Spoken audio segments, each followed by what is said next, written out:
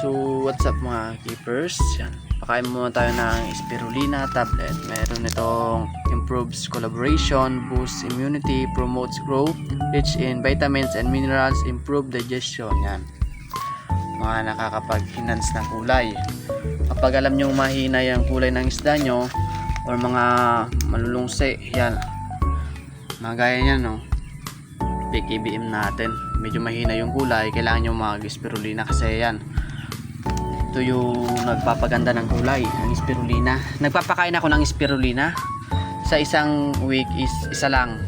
Kapag diba Lunes ka nagpakain mga gel food, then mga Saturday yan, dyan ka na magpapakain ng spirulina tablet.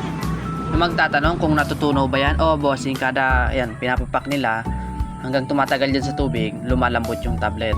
Yan, healthy yan sa isda. Subok na yan mga bossing. Kaya yan, ang ganda-ganda ng mga kulay ng isda natin. Nalagay pa natin sa yellow basket kung saan kayo pwede mag-order ng spirulina tablet. Mura lang to 50 pesos ata.